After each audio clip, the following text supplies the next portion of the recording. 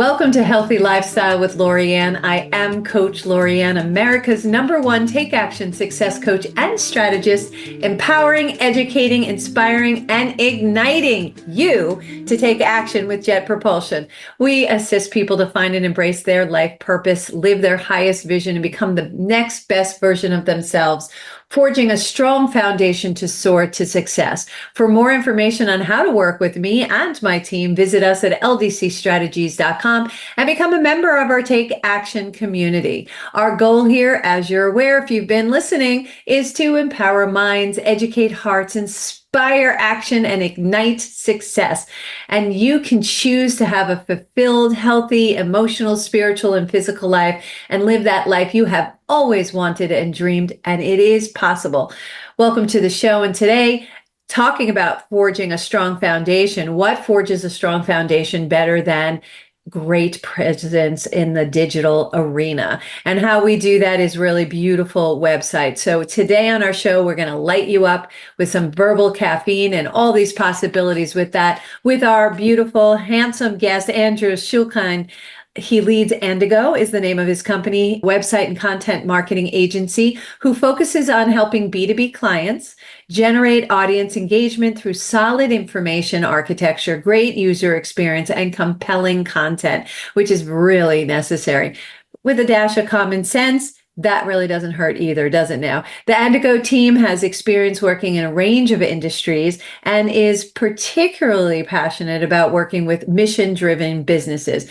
Some fun facts about Andrew that I enjoyed when I found out is he's engaged in a range of community volunteer work. I'm right up there with you, brother. And as an avid guitar player, I'm a singer, so we got lots to talk about there. He's a bread baker and a cyclist. He loves collecting meaningless trivia. And did you know, and I did not know this, but he shared this with me, that the Lone Ranger made his mask from the cloth of his brother's vest after his brother was killed by the bad guys. So, and then one more piece of interesting trivia, which I'd love to get into, is he also once broke into jail. I don't know why, but we're going to find out. So welcome to the show, Andrew, and I'm so happy to have you here. I'm so happy to be here, Lori. That was a very inspiring introduction. Thank you. So the funny thing for me is, all right, let's just get right to the question that has been burning since you sent your info is, why and how did you break into prison? Well, let's see. It was. And who does that? Well, you can do it not realizing that you're breaking into prison, it turns out, because that's really what happened. I was driving cross country. I was, 21 years old. And on a very early Sunday morning in Nevada along Route 80, where there is an exit once every hour and only every other exit has anything at it, my car just petered out. And I was sitting there trying to fix it. I didn't really have a whole lot of parts with me or anything. And all of a sudden appeared at the side of the road on the other side of this sort of 3-strand barbed wire fence was a guy. And he said, "Hey, you can't stay out here much longer. It's going to get way too hot. Come on in and we'll get you someone who can come tow your car." And so I did. And as we walked across this field and then into a building, I just started getting this strange sense. And the deeper we got into the building, the weirder it got. And then we came up to a table where there were 2 guards sitting there who absolutely freaked out, lost their squash, because I came in from the wrong way. It was Sunday, so it was visiting day. They expected there to be people around, but not from there.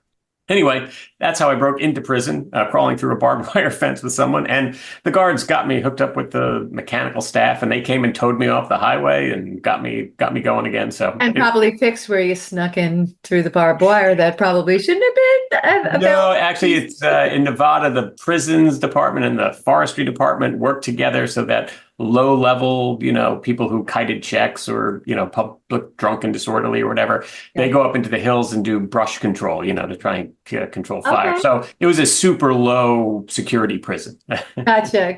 But a community give back kind of a prison. So yeah, exactly. Oh my gosh. Okay, so stop doing that. Would be I will not do that again, I promise. That would be a good action to take, is to stop doing things like that. But great story. Thank you for sharing that. So I want to jump right in because I used to be a website builder. I'm a huge advocate in my coaching with my coaching clients about having a robust website, because that's the first time people really see you. When you start talking to people, that's where they start their know, like, trust factor journey with you, is generally with your website. You'll see people, you'll mention what you do, and boom, boom, boom, they're on their devices looking you up and seeing where you are. And if it doesn't represent, and if it doesn't have the right stories, it's not really going to take you where you want to go. So help us really how to get the benefits out of great editing, even if you don't have one on your team, and having that editing and having that right verbiage on your site, so you really get the people to start that know, like, trust factor and want to work with you. Yeah, so I think there are a couple of things sort of wrapped up in that. And I'm glad we're starting with content, because that is the most important factor in your website. A lot of people get sort of focused on design or on features that are going to require a lot of really cool coding. And all that can help, but the message has to be there. The message has to tie into the brand that you've built and to the customer experience that you're delivering. So starting with content, the first thing I would say is you want to make sure you're writing it in a way that the benefit is clear to the folks who are visiting the site. What are they going to get out of working with you? What's it like to work with you? Can you give them a little personality? Can you answer some of the questions that they're likely to be asking? So that would certainly be the first thing. Yes, because a lot of times what we do, and I hear this a lot in 30-second commercial, it drives me insane,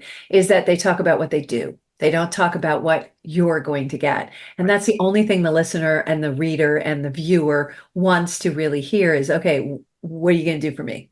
Yeah, I am very fond of saying your prospects don't care about you. Your prospects don't even care about what you do. Your prospects care about what you can do for them. Yes. So that is absolutely the 100%. And for all you people out there doing things that I do and things that Andrew does, is please understand what we've done in the past has no bearing or relevance to the people that we're talking to. So talking about myself is not something that I do. I go right into giving you tools and helping you out and finding out how we can help you solve your problems, your challenges, and your pain points.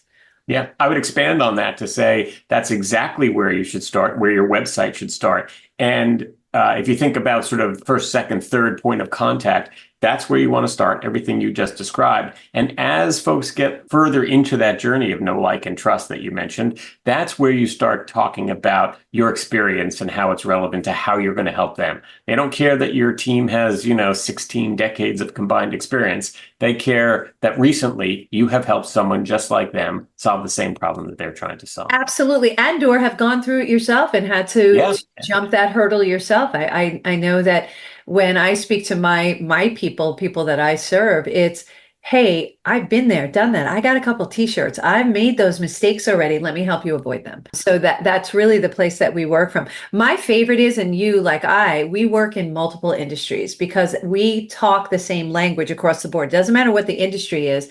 It's what we're doing is the same, I would say, philosophy. The language changes. So there goes into a question that always arises is jargon talk, technical jargon talk. So what's your position on whether it's ever appropriate to use industry jargon? I think I'm a little bit of an outlier here, but I am largely in favor. And I'll give you an example that is really sort of crystallized this for me. A marketing person who I won't name, and quite honestly, I can't even remember who this is, but someone a lot of your audience has probably heard of, was complaining about walking into their local supermarket and seeing a sign at the butcher counter saying, "We spatchcock chickens." And he's like, I don't know what spatchcocking is. I bet most of the people who go to this very modest supermarket, normal supermarket, they don't know either. And I realized that that's not, yes, there are, some portion of that audience is not going to understand that. But another portion. I love that. It poses a question. It would make me say, hey, what is that? That's right. So maybe you go check that out. If you already know what spatchcocking is, then you're like, hey, I don't have to go to the specialty butcher down the block. I can this could be more convenient for me. So there's something to using jargon when it's appropriate, but I think that that's where the nuance comes in. I would say your audience, where jargon comes in, is that your audience needs to know that you understand and are really intimately familiar with the issues they're facing. So if you're not using the language that they know is used to talk about these issues, that's probably going to be a red flag. At the same time, though, if you're using that jargon on the sort of first level contact kind of content that you put out there as people are trying to get to know you. If they're just beginning to explore solutions to a problem, that's probably going to turn them off because they don't, it's inside baseball, as the saying goes. They're just not going to understand it. So use it, but use it when it's appropriate.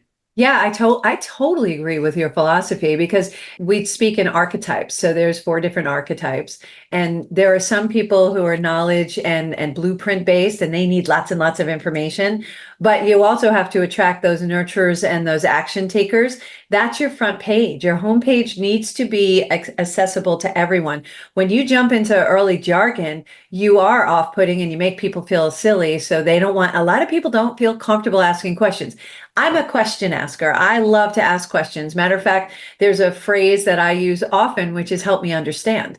Because what it means is I'm not questioning your authenticity, your level of expertise in the subject matter. I just don't understand. So instead of questioning you and making you feel badly about questioning you, I ask, help me understand. Like, what is that? Because I would walk up to that butcher and go, what is that? Like, do I need that? Is that something I want to have? I don't know. I don't know what that is. So is it something I should avoid? Should I get an antibiotic? I'm not sure. So that kind of thing is really important. And the layering of a website is important. And I look at websites, tell me if you agree with this. It's a story we're telling, and you want to take someone through the story. You want them to open up the additional pages. And the only way you can really have them do that is if you're telling that story and saying, hey, I can do this. Oh, want more information? This is what I mean. Here's more information. Oh, you need more information? Here's a little deeper dive. And that gets deeper and deeper and deeper into the website, which we refer to as pages, right? Do you follow that same philosophy? Absolutely. This idea of storytelling, of the power of story is really important. And it's really nice that it has come to the fore in the last couple of years. More and more people are adopting it. More and more industries are getting comfortable with the idea that there has to be an emotional connection. All sales are person to person, whether it's B2B or B2C. And in the early days of the web and web marketing, this term nonlinear was tossed around a lot because you could click anywhere. You could get to any page from any page, that if your navigation was good. But in the end, we really want to control the narrative. We want to help people understand where they should go next so that they are getting the story, they are emotionally invested, they are learning more and getting an understanding of, hey, this really could help me in my business. Yeah, yeah. And that is so germane to keeping them on your site. That's when we, as marketers, look at analytics on the back. It's like, are they going through that flow? And that's when you've hit the target. When they keep jumping off, we're missing something. And those are great tools to have that we never had in the past. And now, we have now to allow us that kind of information to allow us to quickly fix and remedy that. And we have that, what we call marketing research right there. It's right there through the interaction of the people coming to the site. So what are the most common mistakes that small B2B businesses really, those owners and marketers make? And it's a combination.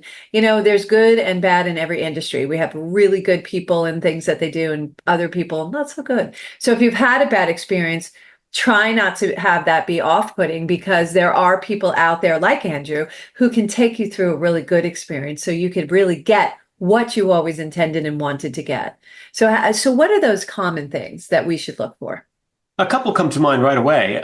First is actually yesterday I was talking to a client and came up with we were having a conversation about it being sort of feast or famine for them, that they have a lot of stuff to talk about and then they don't have all that much. And actually he said, well, it's more like feast or light lunch. It's not famine, but it's not exactly a feast. And that brings to mind this idea of consistency. You really have to be out there. We're not kidding ourselves. This isn't like, must-see TV. No one is waiting for you at 4 o'clock on Thursday afternoon for you to make your blog post. They're not, Andrew? They are not. Shocking. Dun, dun, dun. fun. But they are expecting to hear from you if you're giving them good content, if you're giving them useful information. So I might showing change up, that word from expecting to looking forward to. Because if you're yeah, giving them good content, they kind of it's something it's like a yummy dessert. You look forward to having that dessert at the end of the meal. So yep, they may look forward to their Thursdays knowing that, hey, what kind of fun thing are they putting out or what kind of content are they putting out that's going to really enrich my business and help me along in my journey. Right? Would you agree with that? absolutely. And so if you're there consistently, they come to expect, look forward to seeing what you're doing, and they're paying attention as opposed to if it's, sort of hit or miss every once in a while. It's harder to get folks' attention because they are so overwhelmed. I would say the second thing that a mistake that we see is not focusing. We touched on this a little bit before, but not focusing on the prospect and their issues, but focusing on promoting yourself. And, you've got some great offer or you've got a new product or something, but you certainly want to put that information out there, but it's probably got to be an 80-20 split. Focus on them versus focus on you. So that's the second thing. And the third thing that comes to mind is, and this is a little bit harder, it gets a little bit deeper, but matching your marketing to your customer experience. So if you make a promise with your marketing and your customer experience doesn't deliver, working with you does not deliver what you've promised, you're going to have a problem. You're not going to have champions who are out there helping spread the word about you. You're not going to have repeat business. So if you find that as you think about that, it hamstrings your marketing, you need to improve your customer experience before your marketing is going to be effective. Absolutely, because you're creating expectation. So it's Right. expectation management, and you have to make sure that the two are in sync with each other. So, and customer service is really important because people are looking for the individual, they're looking for that customer service, they're looking for that experience, and they're looking to you as the expert. That's one of the things, oh my gosh, Andrew, having people say, oh, I can do this, and then they're not able to deliver is just the worst thing you can do to someone. And those are some of the bad experiences I hear about with working with marketers, with working with website developers, is that they really can't deliver what they're taught. Oh, yeah, we can do that. And then at the end, they're like, oh, no, we don't do that. Right. So if you're going to say we can, be prepared to have your client expect that you will, because they're going to ask for it. That's absolutely the case. Yeah. Yeah. What other mistakes do they typically make? Let's see, particularly when it comes to digital, I think there's an expectation for folks who haven't really experienced it for digital's ability to generate data being a be all and end all kind of an answer. We've got this data. It's so much better than we were ever able to have with direct mail or anything like that. We should have all the answers. And it's really hard, particularly for folks in B2B or anywhere where there's a complex sale, anywhere where there isn't necessarily a buy button on your website. You have to understand how over time you can learn to read the data that you're getting from your analytics, because that is information that typically a snapshot isn't going to be nearly as helpful as a moving picture over time, seeing trends. Yeah. That's why watching the analytics are important, because they don't lie, but you need to be able to understand the application of it. And it's not the be all answer. And also at the end of the day, you get the client in, it's still your responsibility to close the deal. Your website's not going to close that deal. That's right. Unless you're Amazon and you're selling something that somebody wants, that's a different sale. But if you're selling a service, then it's once that gets delivered to you, that client gets delivered to you, or potential or prospect gets delivered to you, that's up to you to close it. And that's where I find that a lot of people don't understand that. They're like, well, I'm not closing business. Well, that's a different conversation. Right. Those are different tools. It has nothing to do with your website and your digital presence.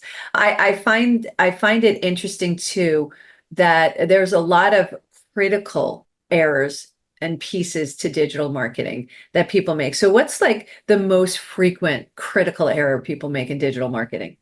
Let's see. In addition to the things that we've touched on already, sort of not being consistent and not interpreting data correctly, I think maybe the top would have to be this idea of content not necessarily being relevant, not understanding that your audience almost certainly isn't a monolith, that you have audience segments. and that you probably need to tailor the content that you're creating to those segments. Now, if you have a really small email list, for example, that might be a bit of a challenge. But as your list grows and as you get an understanding of if you build in opportunities to gain an understanding of what people are interested in, what they engage with, what they respond to, you can tailor different kinds of content for different kinds of customers. I think a lot of people don't do that, particularly smaller businesses, but it's sort of the mid-sized businesses where there's a huge opportunity being lost. Yeah, you leave it on the table. When we come back, we're going to take a short break. But when we come back, I'd like to come back and really talk about tailoring the content, because what I see, I'm sure you see this all the time, is there's so many services being offered and people may want this service and not this service. So how do you tailor your content so that you're really speaking to the vast people that you're serving with the different services that you're serving? So we're going to take a short break. We're talking here with Andrew. He is from andigo.com. All the information about Andrew will be with this segment. And then you definitely need to reach out and talk more. But we're going to take a short break. We'll be right back.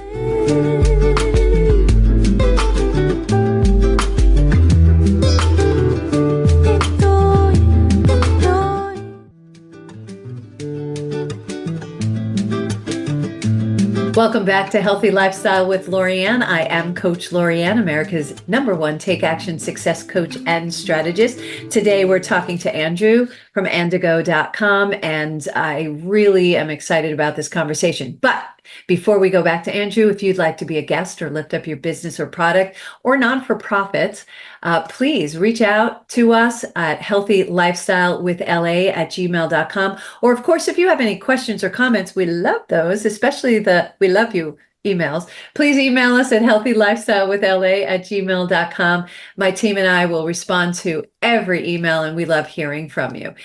Back to our friend Andrew. Andrew, I'm so happy to have you on today and talking about, really having that strong foundation of a website. And to me, digital presence, which is really a must, is like your business card on steroids. So it's real important for you to have a beautiful presence, have that messaging correctly. And when we left off from the last segment, I really wanted to talk about tailoring that content, because so many of us have different things that we do. So how do you tailor for the variety of clients that you do serve?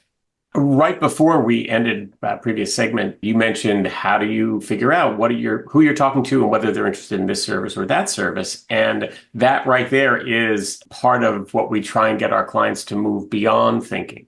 So certainly your website and your content in general is going to be focused on, your content is going to be focused on each of your services at some point, right? Correct. Your website is going to have a page devoted to each service. Correct. But beyond that, and where people really are going to maybe not begin, but move through that trust journey is on the pages that speak directly to them, that they really feel like you're hearing them. And those pages are focused less on the services that you're offering. You'll talk about the services, but really only in relation to the benefits, the outcomes that they provide. And that's how you can tailor it to a particular industry or vertical, or in some cases to a particular issue that someone is facing, which could be across different industries. So that's really what's critical, I would say. Here's a question I get a lot. There are some businesses that are considered boring businesses. There's nothing exciting about it. Does content marketing work for boring businesses? Absolutely, because people never find their own problems boring. If you've got a problem you're trying to solve, you really are invested, right, in trying to solve it, trying to increase your top line, decrease expenses, whatever it is that you're trying to solve in your business.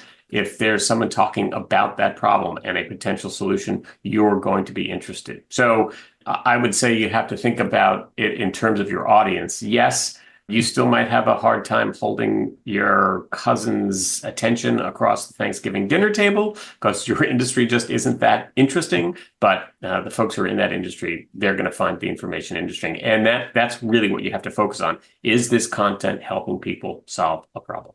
Solve the problem. Yeah. Focus on the pain point, solve that problem.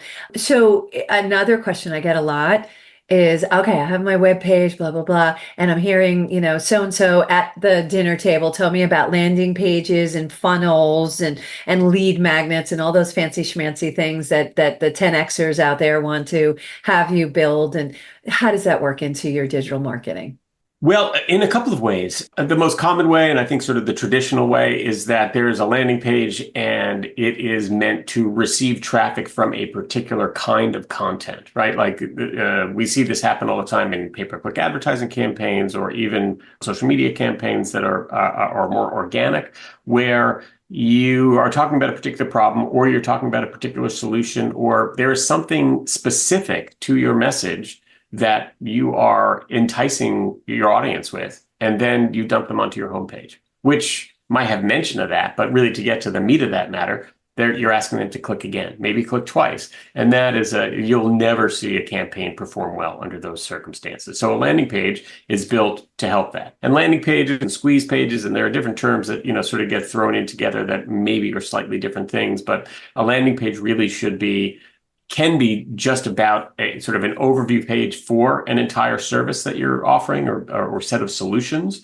that you're offering that you want to try and have people pay attention to based on how they've come to that page. And they can be much more specialized in that they are meant to encourage a specific action. In fact, pages like that, landing pages like that, are built typically without your main navigation. So there's really one thing to do. You can get on that page and you can click the call to action, or you can leave, and that's sort of it. So that's sort of one way to help drive business. Landing pages are very popular and were traditionally used. We have started using them in a slightly different way to conduct market research as we're doing marketing. So rather than separating those two and investing separate budgets, we try and build landing pages as part of a campaign that will help tell us what's working, what's not working.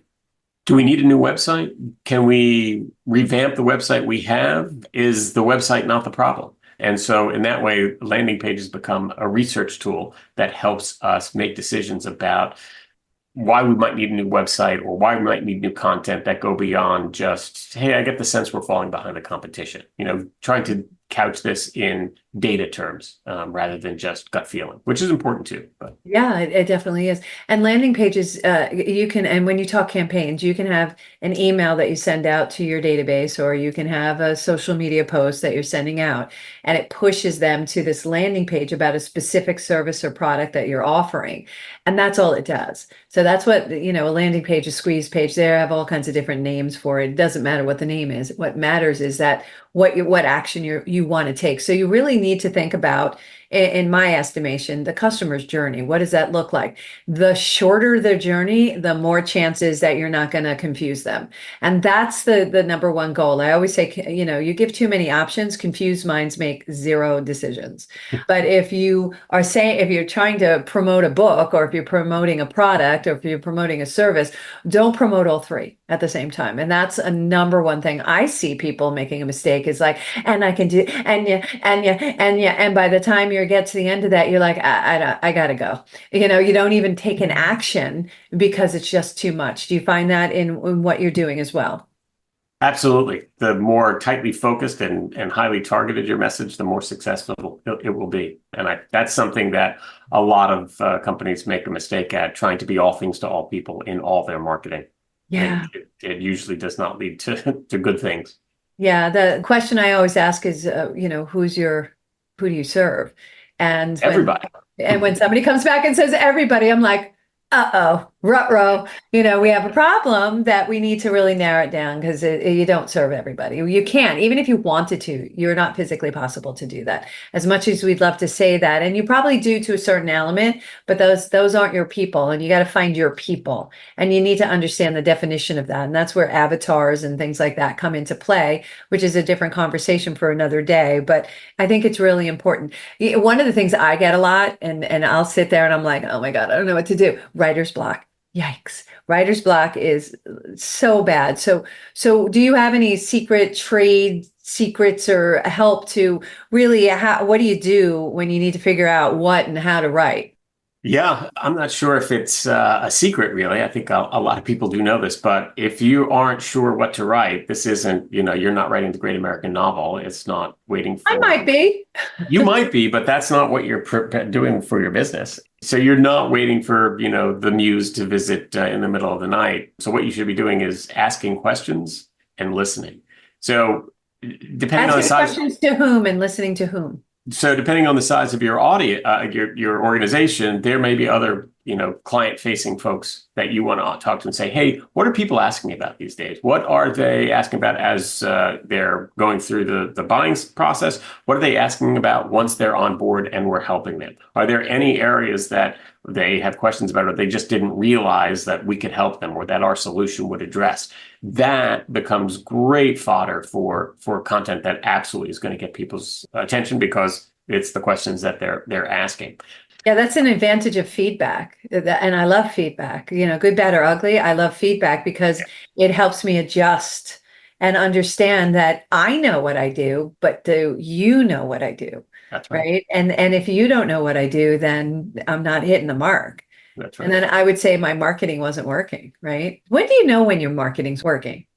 Metrics will tell you, you should be taking a look at that to understand, even for small organizations, how many leads have you generated? How many of those leads turn into productive conversations? How many of those conversations turn into actual sales presentations and proposals? How many of those do you close? And of course, breaking each of those down into various segments based on who the audience is or what the service is, that gives you some sense of whether marketing is working overall. And then you can break it down further to say, hey, are the videos we're putting out doing better than the blog posts we're putting out? Is this working more than that? And, you can get a sense of what your ROI is. Typically, a video is going to be a lot more expensive to produce than a straightforward written blog post. Is it worth it? You should know that, and you should be checking to make sure you understand what's working and what's not. Yeah, an ROI, return on investment, that's what we always go to because the numbers don't lie.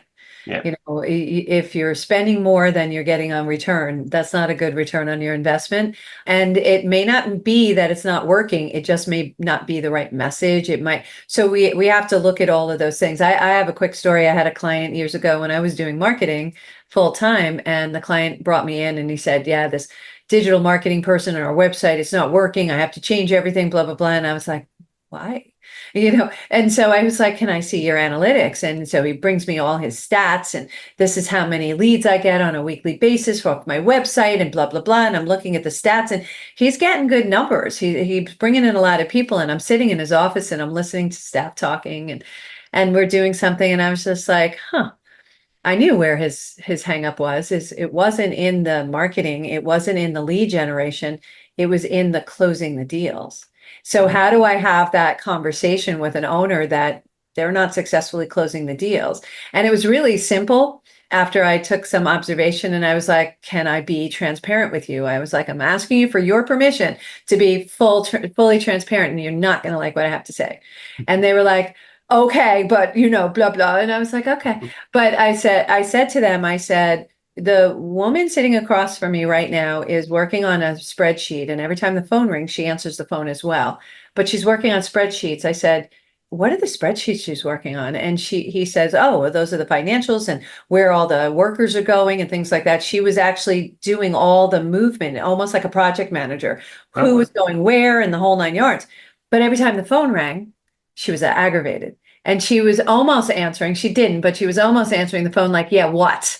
Like annoying the bejeebus out of me. That's not really welcoming for someone who is calling back on a lead or a lead coming in, right?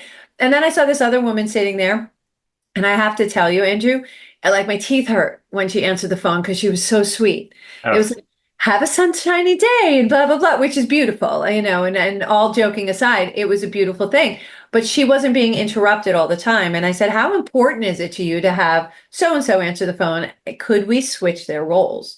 And he was like, yeah, I don't care who answers the phone, but the phones have to be answered. But he was very regimented. He didn't want them to go to voicemail. I get that because you lose an opportunity, because in this industry, in that particular industry, you go to the next call. It's for an electrician. You go to the next electrician. You need the work done, right? So they changed it. And just from that change alone, he had more opportunities. And then we worked on his closing. So he was getting 57, opportunities on a weekly basis on average. And then he started closing them.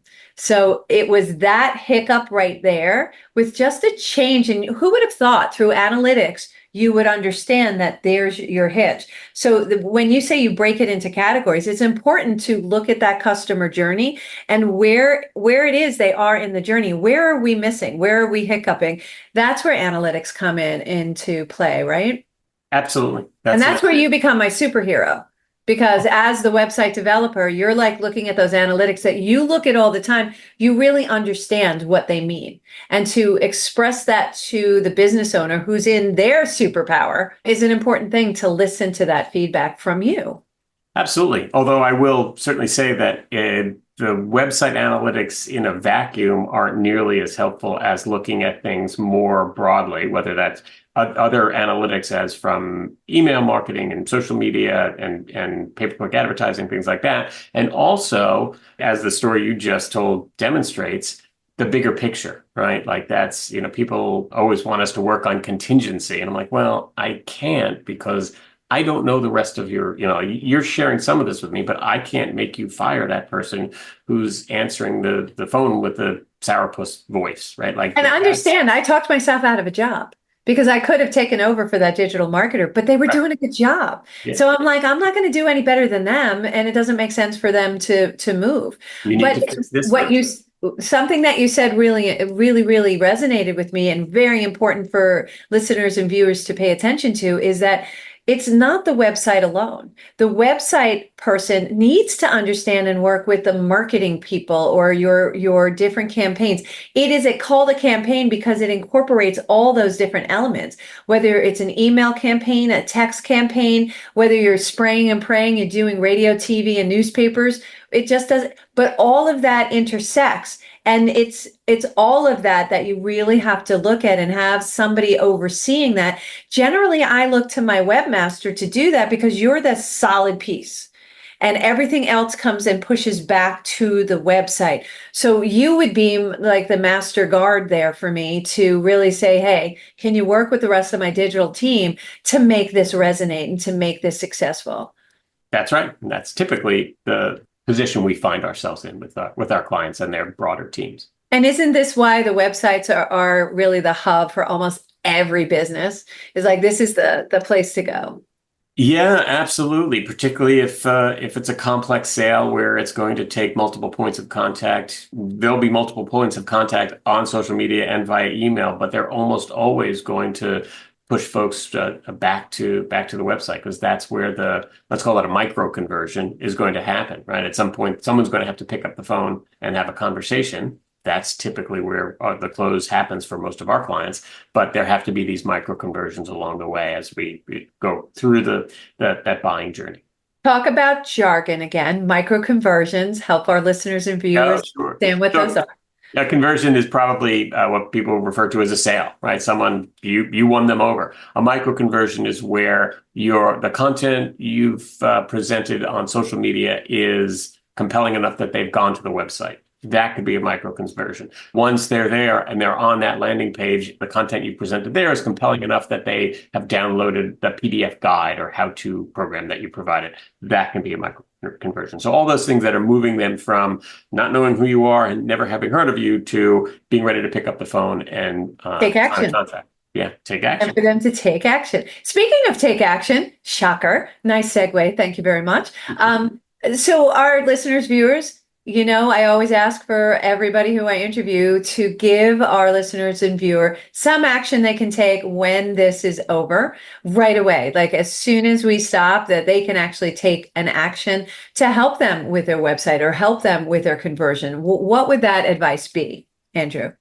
Thing that you could do right now, as soon as this conversation is done, is go take a look at your website and all your marketing material for the messaging and the perspective. An easy way to do this is to count the number of we, me, and my versus you and yours, right? So you want it to be you and yours. We're talking about your problems, your solutions. Yes, eventually we're going to talk about my experience and my capabilities, but really the bulk of what you're talking about has to be from the perspective of the person that is visiting your website or reading your marketing materials, and the issues that are front of their mind as they're reading them, the reason that they're reading them, really. Beautiful. I love that. The you and yours. You want them to look at your website and see the you and yours. I love that. Andrew, how do people get in touch with you again? Andigo.com is our website. You'll find lots of stuff there, including a resource section where you can find information similar to what we've been talking about today. And how long have you been doing this? Many, many moons. I don't do math, so no worries. Yeah. I so appreciate you being here today. Andrew, you really offered a lot of really great information to allow people to really understand what they need to look for when they go to do their website and whether or not they need to redo their website or upgrade their website. So look for the you and yours. That's a good takeaway that I get from that. Also, really focus on your prospect. That's the you and the yours, focusing on the prospect, what their journey is going to be, what you can do for them. So, and don't presume that they understand what it is that you do. Languaging is important to be on the site. Thank you so much for being with us today. Oh, thanks for such a lovely conversation. I really enjoyed it. Really appreciate you. And thank you all for joining us today on Healthy Lifestyle with Lorianne. We hope we earn the privilege of your time. Again, I want to thank our guest, Andrew Schulkind from Andigo.com. Just a wonderful resource for website design. I really encourage you to reach out to him to just review your website and see what you need next best steps and get all of your marketing material and your messaging correct. So look for our show next Saturday at 3 p.m. on JVC Broadcasting and iHeartRadio. We can also be found on all major platforms and would be so grateful if you would please like, follow, share, and subscribe. Until next time, I am Coach Lorianne, America's #1 Take Action Success Coach and Strategist. Let your dreams be bigger than your fears. Let your life be filled with joy. Play a higher role, serve a higher purpose, show for you, and show up big. Have a great day. We'll see you next time. Take care.